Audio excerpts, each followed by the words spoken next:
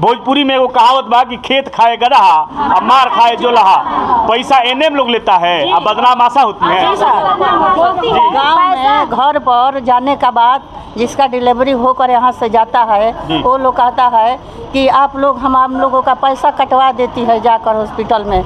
ये बताइए, जब हॉस्पिटल में जाकर हम लोग पैसे देंगे तो हम लोग अपना वर्तमान उप मुख्यमंत्री तेजस्वी यादव जब सत्ता में नहीं थे, सरकार में नहीं थे, तो उन्हें आशा दीदियों का दर्द, आंगनबाड़ी का दर्द, शिक्षकों का दर्द, जीविका दीदियों का दर्द, सबका दर्द दिखता था। लेकिन जैसे ही सरकार में आए वो अपने सारे वादे को भूल चुके हैं। कार्यकर्ताओं का कहना है कि जब सरकार हमें सामाजिक कार्यकर्ता कहती है तो ये नेताजी लोग कौन हैं? नेताजी लोग तो सबसे बड़े सामाजिक कार्यकर्ता है, तो उनको यात्रा भत्ता भी मिलता है, उनको पेंशन भी मिलता है, उनको हर सुविधाएं मिलती है। तो आशा कार्यकर्ताओं को नीतीश सरकार का कितना नीति गिरा हुआ है कि उनके घर में कोई बेटी बहू है तो उनको शर्म आनी चाहिए कि जब हम लोगों को सरकारी वर्दी मिलती है तो उसमें एक सिर्फ सिंगल पॉलिस्टर का साड़ी मिलता है और वही और एनएम दीदी लोग को मिलता है तो धुलाई का पैसा मिलता है।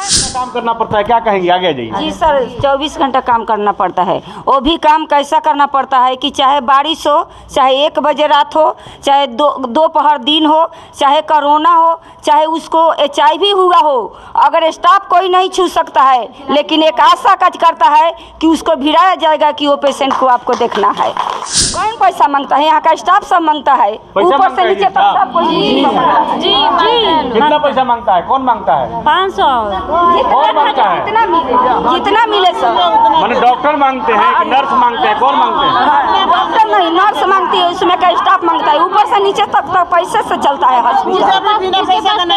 एक करके बोलिए। जिसके पास पैसा नहीं होता है उसको बोलते हैं कि हम उसको पैसा नहीं दिलवा दो तो हम रेफर कर देंगे, हम रेफर कर देंगे। 9 सूत्री मांगों को लेकर 9 सूत्री मांग आप लोगों का क्या क्या है? 9 सूत्री मांग क्या क्या है? हमें सरकारी कर्मचारी घोषित करें जी, और हमें पेंशन भी दे और रिटायर के समय हमको 10 लाख रुपया दे और हम कार्यक्रम में मर जाते हैं तो बोलते हैं लोग कि 4 लाख रुपया मिलेगा। हमारी आशा बहनें कितनी मर गई लेकिन उनको 1 रुपया आज तक नहीं मिला।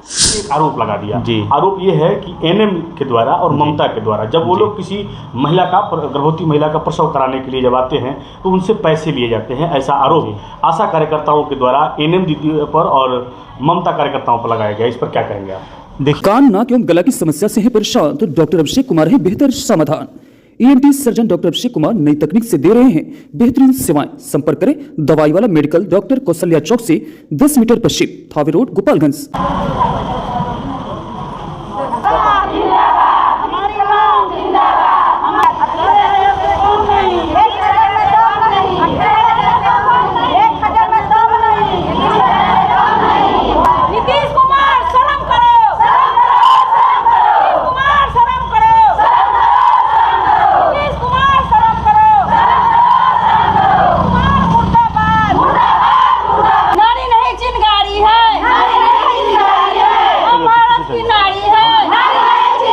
ग्राउंड जीरो से मैं मनीष ऋषि और अभी हम हैं गोपालगंज जिले के बैकुंठपुर सामुदायिक स्वास्थ्य केंद्र पर। सामुदायिक स्वास्थ्य केंद्र पर कैमरा स्क्रीन पर जो लोग दिख रहे हैं ये लोग आशा लोग हैं। आशा लोग पिछले 12 जुलाई से अनिश्चितकालीन हड़ताल पर हैं, अपने आंदोलन पर हैं, अपने 9 सूत्री मांगों को लेकर ये लोग आंदोलित हैं। हम पूरी बात करेंगे, पूरी कहानी जानेंगे और सबसे पहले बताते चले चर्चा में इन लोगों का कहना था बिहार के वर्तमान उप मुख्यमंत्री तेजस्वी यादव जब सत्ता में नहीं थे, सरकार में नहीं थे, तो उन्हें आशा दीदियों का दर्द, आंगनबाड़ी का दर्द, शिक्षकों का दर्द, जीविका दीदियों का दर्द, सबका दर्द दिखता था। लेकिन जैसे ही सरकार में आए वो अपने सारे वादे को भूल चुके हैं। ये कहना हमारा नहीं, आशा कार्यकर्ताओं का है और तमाम शिक्षकों का है, जीविका दीदियों का है, सभी जो भी लोग काम करते हैं अर्ध सरकारी के रूप में सरकार के साथ जुड़कर, उन लोगों का ये कहना है। हम बात करेंगे इन लोगों से, क्या मामला है, क्यों आंदोलित हैं आप लोग? हम लोग आंदोलित इसलिए हैं सर कि हम लोग को जब 2005 में बहाली हुई थी उस समय हम लोगों को मात्र 3 ही काम करना था। एक प्रसव कराना था, दूसरा बंध्याकरण कराना था, तीसरा टीकाकरण कराना था। और अब हम लोगों को 93 कार्य मिल गया है। 3 से 93 कार्य मिल गया है। अच्छा। अब हम लोग 93 कार्य करने में सक्षम नहीं है क्योंकि बिना पैसा का काम कौन करता है? पैसा नहीं मिलता है। नहीं, हम लोगों को किसी काम पर 10 रुपया, किसी पर 20 रुपया, किसी पर 5 रुपया, किसी पर 100 रुपया, इसी प्रकार का पैसा मिलता है। इन लोगों के बैनर पर लिखा है कि हमें पारितोषिक नहीं मानदेय चाहिए। पीछे बैनर लगा हुआ है, उस पर लिखा है कि पारितोषिक नहीं मानदेय चाहिए।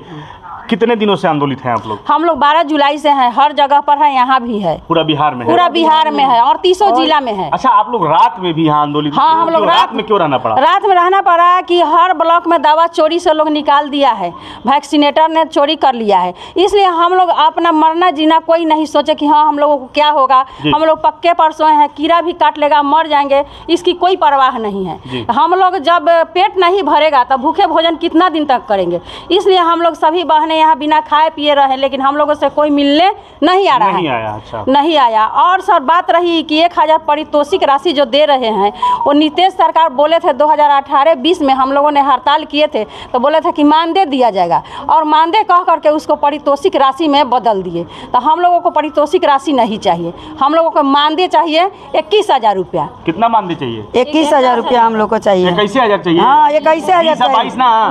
21 चाहिए हम लोग का। अच्छा, उससे ज्यादा नहीं चाहिए, ना कम चाहिए। तो क्या लगता है सरकार आप लोगों की बात मानेगी? सरकार को मानना पड़ेगा। चुनाव के पहले ये मुद्दा बना था। हाँ, चुनाव के पहले नहीं, हम लोग बहुत दिन पड़ेगी। अगर वो हमारी मांगे पूरी नहीं करेंगे, हमारी बात नहीं सुनेंगे, तो उनको अपनी कुर्सी छोड़नी पड़ेगी। हम ही लोग के बदौलत उनको कुर्सी मिली है।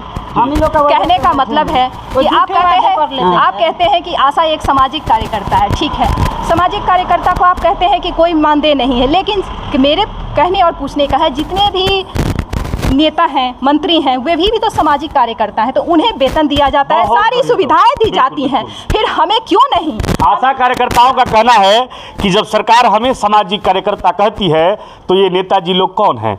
नेताजी लोग तो सबसे बड़े सामाजिक कार्यकर्ता है, तो उनको यात्रा भत्ता भी मिलता है, उनको पेंशन भी मिलता है, उनको हर सुविधाएं मिलती है, तो आशा कार्यकर्ताओं को क्यों नहीं?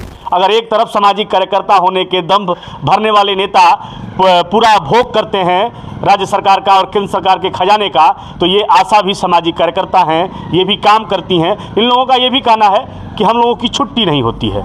अगर 30 दिन होता है महीना में, तो 30 दिन काम करना होता है। इन लोगों को छुट्टी नहीं मिलती है, और काम करने का जो समय सीमा है वो कोई तय नहीं है। 24 आवर इन लोगों को काम करना पड़ता है, 24 घंटा काम करना पड़ता है। क्या कहेंगे, आगे जाइए। जी सर, 24 घंटा काम करना पड़ता है। वो भी काम कैसा करना पड़ता है कि चाहे बारिश हो, चाहे 1 बजे रात हो, चाहे दोपहर दिन हो, चाहे कोरोना हो, चाहे उसको HIV हुआ हो, अगर स्टाफ कोई नहीं छू सकता है, लेकिन एक आशा कार्यकर्ता है कि उसको भिड़ाया जाएगा कि वो पेशेंट को आपको देखना है। आशा के साथ ऐसा गलत व्यवहार किया जाता है। ममता भी है, ममता भी हम लोग से ऊंचा पद पर है, क्योंकि हम लोग का हॉस्पिटल में चरनी भी वैल्यू नहीं है। वैल्यू नहीं है मतलब क्या? मतलब कोई पोज नहीं है, मान सम्मान नहीं है। आने के बाद यहाँ डिलीवरी हो जाता है, उसके बाद पैसा नहीं दिलवाया जाएगा तो पेशेंट को कोई नहीं छू सकता है। कौन पैसा मांगता है? कौन पैसा मांगता है? यहाँ का स्टाफ सब मांगता है, ऊपर से नीचे तक सब कोई। कितना पैसा मांगता है? कौन मांगता है? 500 कौन मांगता है? जितना मिले सब। माने डॉक्टर मांगते हैं कि नर्स मांगते हैं? कौन मांगते हैं? डॉक्टर नहीं, नर्स मांगती है, उसमें का स्टाफ मांगता है, ऊपर से नीचे तक पैसे से चलता है हॉस्पिटल। एक करके बोलिए। जिसके पास पैसा नहीं होता है उसको बोलते हैं कि हम उसको पैसा नहीं दिलवा दो तो हम रेफर कर देंगे, हम रेफर कर देंगे। ये एक बड़ा मुद्दा अभी निकल के आया है, और ये मुद्दा कोई नया नहीं है, ऐसा होते आया है। जब भी आशा कार्यकर्ता किसी महिला को, गर्भवती महिला को प्रसव कराने के लिए अस्पताल में लाती हैं, तो प्रसव होने के उपरांत या प्रसव होने के पहले ही उससे पैसे की डिमांड अस्पताल के कर्मियों के द्वारा किया जाता है, और अगर पैसा नहीं मिलता है तो ये कहा जाता है कि हम यहाँ प्रसव नहीं होने देंगे, उसे रेफर कर देंगे। पुर्जा पर नाम नहीं चढ़ेगा, पुर्जा पर नाम नहीं चढ़ेगा। जब तक आप लोग 1000 रुपया नहीं देगी तब तक पुर्जा पर नाम नहीं चढ़ेगा, और नहीं तो हम लोग यहाँ से रेफर कर देंगे। तुम लोग पैसा दिलवाओ, तब हम लोग पैसा दिलवाते हैं पेशेंट से दबाव दे करके। पेशेंट कोई अगर इच्छुक गरीब रहता है तो वो नहीं देता है। अगर मान लेके सैंपल में रहता है, वो अपना 1000 रुपया, 1500, 500 रुपया दे करके तब अपना डिस्चार्ज करा करके अपने पेशेंट को ले जाता है बेगर। लेकिन बेगर पैसा को कोई एनएम दीदी डिलीवरी नहीं कराती है। उसका आरोप किस पर लगता है? आ जाइए, आ जाइए, इधर आ जाइए, आ जाइए इधर। उसका आरोप लगता है आशा के ऊपर। पैसा लेता है लोग, माने भोजपुरी में वो कहावत बा कि खेत खाए गधा अब मार खाए जोलहा। पैसा एनएम लोग लेता है, अब बदनाम आशा होती है। गाँव में घर पर जाने का बाद जिसका डिलीवरी होकर यहाँ से जाता है, वो लोग कहता है कि आप लोग हम लोगों का पैसा कटवा देती है जाकर हॉस्पिटल में। ये बताइए, जब हॉस्पिटल में जाकर हम लोग पैसे देंगे तो हम लोग अपना क्या हुआ? एनएम एनएम जब बच्चा हो जाता है बेड पर तो एनएम दीदी लोग बोलती है कि नार कटाई आप लोग 500 रुपया पहले लाइए, उसके बाद हम नार काटेंगे। ममता लोग बोलती है कि 100 रुपया 150 रुपया जब तक आप लोग नहीं दीजिएगा तब तक इसमें कल्याण नहीं है। प्रत्येक आशा से 100 लेती है ममता, तब बकसती है वो जी। तो ये तमाम आरोप लग रहा, तमाम आशा लोगों ने ममता कार्यकर्ताओं पर, एनएम कार्यकर्ताओं पर भी आरोप लगाया और अपनी 9 सूत्री मांगों को लेकर। 9 सूत्री मांग आप लोगों का क्या क्या है? 9 सूत्री मांग क्या क्या है? हमें सरकारी कर्मचारी घोषित करें जी, और हमें पेंशन भी दे और रिटायर के समय हमको 10 लाख रुपया दे, और हम कार्यक्रम में मर जाते हैं तो बोलते हैं लोग कि 4 लाख रुपया मिलेगा। हमारी आशा बहनें कितनी मर गई लेकिन उनको 1 रुपया आज तक नहीं मिला। और एक सरकार ड्यूटी के पीरियड कोई मरा, पैसा नहीं मिला, नहीं मिला है। और नीतीश सरकार का कितना नीति गिरा हुआ है कि उनके घर में कोई बेटी बहू है तो उनको शर्म आनी चाहिए कि जब हम लोगों को सरकारी वर्दी मिलती है तो उसमें एक सिर्फ सिंगल पॉलिस्टर का साड़ी मिलता है, और वही और एनएम दीदी लोग को मिलता है तो धुलाई का पैसा मिलता है और सब सेट लगा करके मिलता है। हम लोगों को सिंगल पॉलिस्टर का साड़ी एक मिलता है, एक सेट, एक साड़ी मिलता है, एक ही साड़ी मिलता है, उसके साथ नहीं पेटीकोट मिलता है और उसके साथ नहीं ब्लाउज भी मिलता है। एक ही साड़ी पर रोज रोज धोते रहिए, पहनते रहिए। हाँ, यही सुविधा तो हम लोग नीतीश कुमार देते हैं। माननीय मुख्यमंत्री जी, लगातार आप मुख्यमंत्री हैं और ये स्थिति आप देख लीजिए, कोई भी व्यक्ति एक कपड़ा, उसको ड्रेस के रूप में एक ही कपड़ा मिला है और उसको 7 दिन ड्यूटी करना है, वो कैसे करेगा? ये कहने और सुनने की बात नहीं है, ये बहुत ही दुखद बात है। तमाम मांगे हैं, 9 सूत्री मांग इन लोगों का है, क्या उम्मीद है पूरा होगा? उम्मीद नहीं पूरा करेंगे तो हम लोग उनको कुर्सी छीन लेंगे। अच्छा, अभी आप लोग यहाँ आंदोलन कर रही हैं, जो वैक्सीनेशन होना है उसको आप लोगों ने रोक रखा है, हम लोग नहीं होने दे रहे हैं। अच्छा, वैक्सीनेशन नहीं हो रहा है तो बच्चे आ रहे हैं, छोटे छोटे बच्चे आ रहे हैं। हम कई ऐसे लोगों को अभी देखे कि जो लोग वैक्सीन लेने के लिए आए हैं लेकिन उन्हें वैक्सीन नहीं मिल पा रहा है। वैक्सीन कोई जरूरतमंद सर आपसे बता रहे हैं, कुत्ता जिसको काटा है उसका वैक्सीन मिल रहा है, डिलीवरी यहाँ पर हो रहा है। इमरजेंसी हम लोग नहीं बाधित किए हैं। अच्छा। मगर हम लोग आउटडोर नहीं चलने देंगे, आउटडोर नहीं चलने देंगे। सर मेरा कहना है कि हम ही सब मिल करके किसी को विधायक बनाते हैं, किसी को मुखिया बनाते हैं और मुख्यमंत्री बनाते हैं, और हम लोग सामाजिक स्वास्थ्यकर्ता हैं। हम लोगों को अधिकृत सामाजिक स्वास्थ्यकर्ता कहा गया है, तो हम लोगों को क्यों नहीं मिलनी चाहिए? बिल्कुल बिल्कुल। तो हम लोगों को रिटायरमेंट में 10 लाख रुपया मिलनी चाहिए और 5000 का पेंशन का महीना मिलना चाहिए। हम लोगों को तो सरकार ने घर का छोड़ा है ना घाट का छोड़ा है, क्योंकि हम लोगों को 60 साल उम्र होने के बाद में इसमें से निकल जाना है। और इसमें जब हम लोग आ गए तो अब हम लोग कहाँ नौकरी कम करेंगे? कहाँ पर नौकरी मिलने वाली है? कहीं मिलने वाली? तो जब हम आ गए तो हमारा तो सारा उम्र खत्म हो गया और हम लोगों को कुछ मिल नहीं रहा है। हमारे साथ शिक्षा का बहाली हुआ, नीतीश कुमार ने, लालू प्रसाद ने बहाली किया, 1500 रुपया पर, आज 45,000 दे रहा है, और हम लोगों को क्यों नहीं मिल रहा है? कितना पर बहाली हुआ था आप लोगों का? हम लोगों को तो सर बहाली हुआ था, मानदेय नहीं उसमें लिखा हुआ था, लेकिन काम भी 3 लिखा हुआ था। तो जब हम काम 3 कर रहे थे, 3 का हमको कमीशन मिल रहा था। आज 93 काम कर रहे हैं तो इसमें 30,000 भी रुपया मिलेगा तभी हमको बेनिफिट नहीं है, तभी उसमें काम चलने वाला नहीं है। लेकिन जब हम आ गए, काम आप लोगों को अब करना पड़ता है, करना पड़ता है। मेरे काम का कमीशन मिलता है? नहीं मिलता है, ऐसे ही काम करा ऐसा ही करा जाता है। हम लोगों से हमारी आशा बहनें फील्ड में सारी काम करती है, ड्यू, सर्वे, टीकाकरण, गर्भवती महिला को, धात्री को, बच्चा को, सब काम करती है। जन्म मृत्यु, हम लोगों को 3 ही मकसद था, मातृ मृत्यु दर कम करना और शिशु मृत्यु दर कम करना। तो मातृ मृत्यु दर कम हुआ, शिशु मृत्यु दर कम हुआ, बिहार में 1 नंबर पर आया है इस मामला में। और हम लोगों को कई नंबर पर नीतीश कुमार और तेजस्वी यादव रखा है। और दूसरा बात यह है कि हम लोगों को कोई ना टीए है, ना डीए है, ना छुट्टी है। हम लोगों को अगर घर पर कोई पर्व त्योहार पड़ता है, हम लोग यहाँ बोलते हैं अपने विभाग से कि सर आज हम लोगों को घर में पर्व है, हम नहीं जानते हैं वो सब कुछ भी, आप लोगों को करना है तो करना है, रिपोर्ट इतना समय में देना है तो देना है। अब इधर से फोन जाता है तो हम लोग डर के मारे कांप जाते हैं। क्यों कांप जाते हैं? कि 2 रुपया मिलने वाला है, उसी से तो हमारा जीविका चल नहीं रहा है, लेकिन हम लोग मजबूर होकर के करते हैं। अब हमारी मजबूरी ना नीतीश कुमार जान रहे हैं और ना वो तेजस्वी यादव जान रहे हैं। तो ये तमाम मुद्दा है, धमकी भी दिया जाता है काम नहीं करने पर कि निकाल दिया जाएगा। तो ये आशा कार्यकर्ता है जो अपने आंदोलन के लिए हैं। आगे जो भी अपडेट होगा हम आपके बीच मौजूद रहेंगे। और अभी हम यहाँ के मैनेजर से भी बात करेंगे ताकि जो आरोप इन लोगों ने लगाया है कि एनएम के द्वारा, ममता के द्वारा जो पैसा लिया जाता है, उस मुद्दे पर भी मैनेजर से यहाँ से हम लोग बात करेंगे। और अभी आशा कार्यकर्ता लोग आपके यहाँ 12 जुलाई से आंदोलित हैं, क्या क्या दिक्कतें हो रही हैं? इनके स्ट्राइक पर जाने से तो बहुत सारा काम बाधित हो गया था जी।